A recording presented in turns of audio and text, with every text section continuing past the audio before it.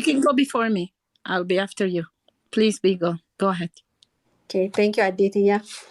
All right, Meron.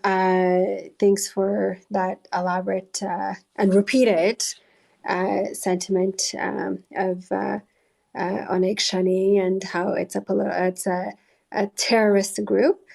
Just like Fano, as you said, Fano is defending Amharas. That's exactly what Onig is doing as well. And that's what Onig has been doing for the past, 35 plus years. And maybe even more.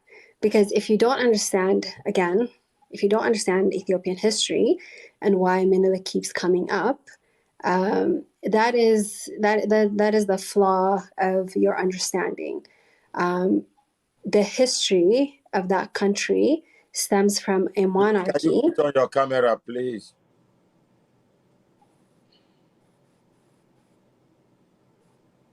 Go ahead. All right. Okay. So the history of that country stems from a monarchy that has an association with a certain ethnic group. Is that wrong? Is that right? That is not our decision to make, but the history exists. And if we're just going to ignore and say, oh, Menelik is dead, therefore we shouldn't talk about it, that means you're also erasing the history of nations and nationalities within Ethiopia that have been impacted by this history and that has caused so much damage within the country. So you're just choosing to ignore and be ignorant about previous things that have happened. And historical facts matter in any kind of situation. And therefore, no, we cannot ignore it, right? Like we can acknowledge it and move on and say those things were incorrect and how do we make them better? But we're not just going to ignore it as if it didn't happen, because that's just erasing history and that's not an option. Okay. And to be quite honest, both you and I weren't born at that time, but at least we have to be able to know the mistakes from the past to be able to correct what is for the future. So that's just good for the both of us and really for our generation to understand that and to come to terms with that. And the other piece as well is, you talked about how Amharas stood, with Oromos during the Erecha massacre. It wasn't just only Amharas; it was, every nation and nationality within the country that stood with Oromos as well, because that was not the right thing to do, or that was the right thing for them to do, right? So that's very well respected. And even when the prime minister came to,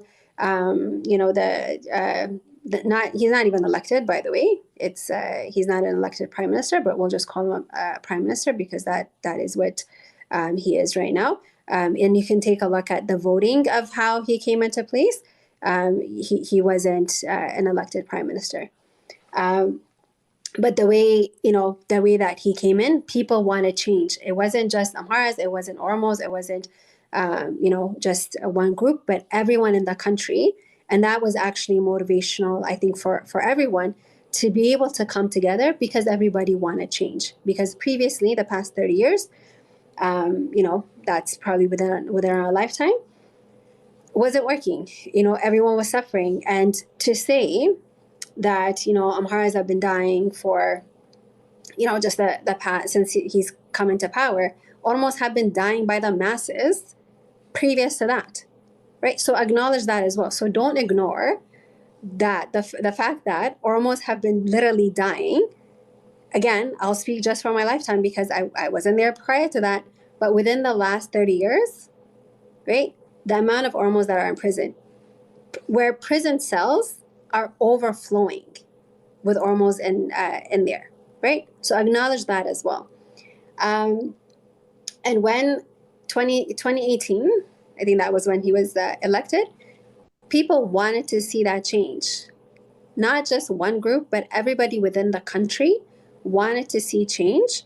And that was why, again, not everybody was in support of like Abiy, but majority were. Majority felt like this is the potential for the country to actually have equal, some sort of equality and equity within the governance. Did we see that? No.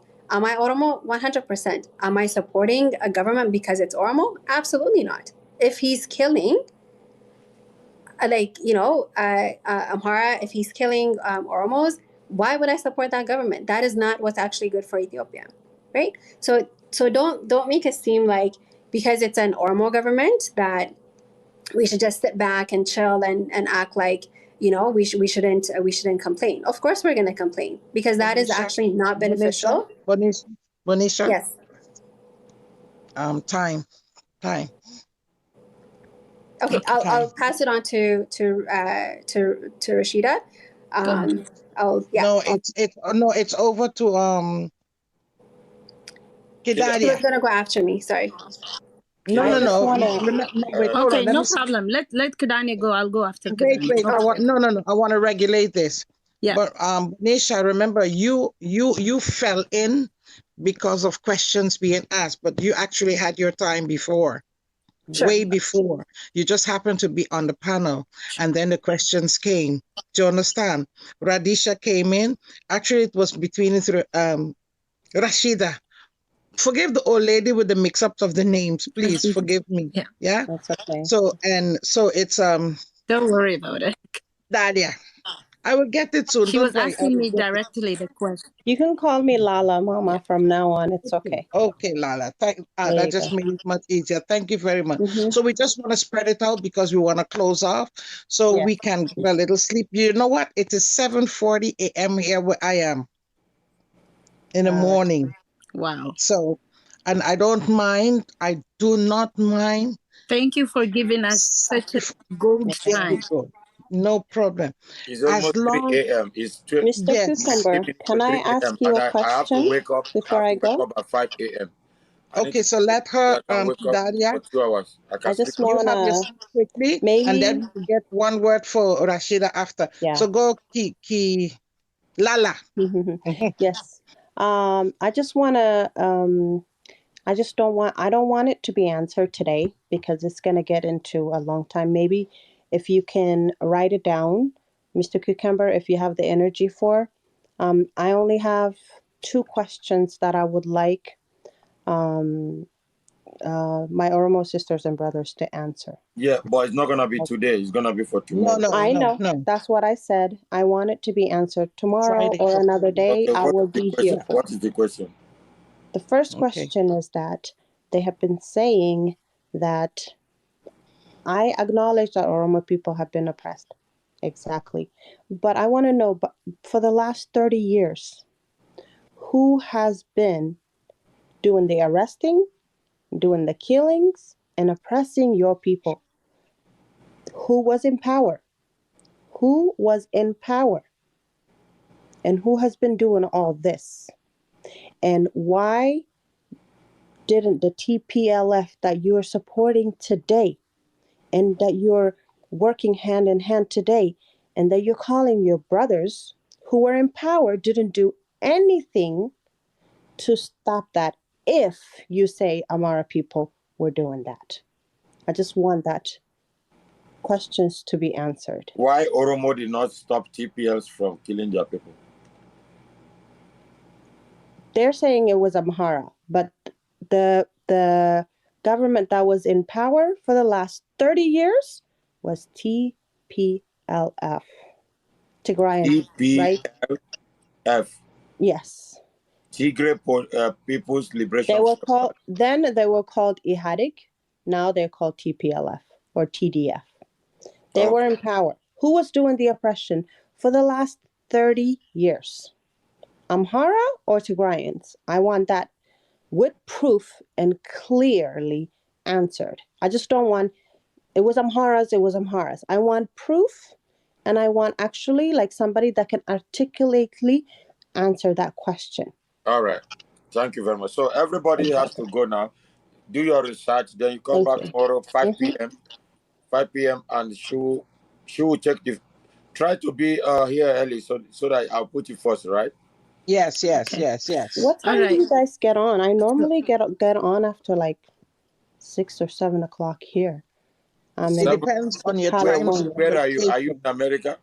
I'm in California, yes. California time is different from New York. New York time. Yes, we're 3 hours ahead. We're 3 hours. You guys are 3